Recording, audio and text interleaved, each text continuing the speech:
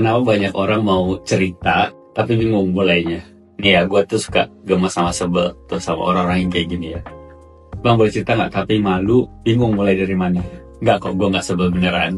Thank you, udah being vulnerable. Justru itu keadaan yang paling jujur, yang bisa buat gue observasi keadaan hati lo lebih cepat sebenarnya. Nah, itu seringkali pertanda fenomena lo udah numpuk, tapi belum sempet disusun ya. Kalimat kayak gitu tuh tanda kalau sebenarnya memang isi kepala udah rame, tapi lo belum nemu mana yang mau dikeluarin duluan. Dan berikut gimana ngebungkusnya jadi sebuah kalimat.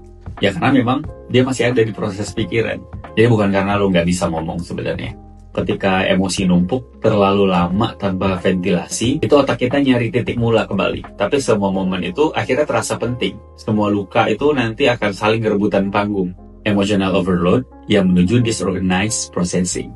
Kondisi otak dan hati belum sinkron nyusun cerita. Kalau terlalu banyak emosi yang nyangkut tapi nggak sempat buat dicerna. Bayangin lo punya koper penuh terus disuruh milih baju paling penting.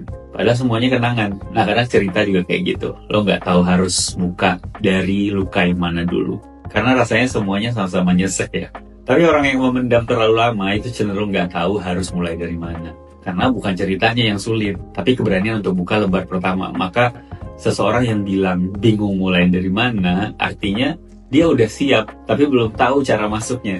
Ya udah, kalau emang bingung mulai dari mana, segalanya nggak harus rapi juga. Mulai aja dari bagian yang paling berat hari ini, kira-kira apa yang lagi nyangkut di kepala, yang bikin lo diem, tapi pengen teriak. Cerita aja, nanti kita organisir sama-sama, pelan-pelan ya. Jadi gue juga bukan di sini buat ngehakimi, teman seperjalanan yang mau dengerin lo. Dan gue tahu juga kalau dalam kondisi ini kadang yang lo butuhin emang bukan nasihat ya.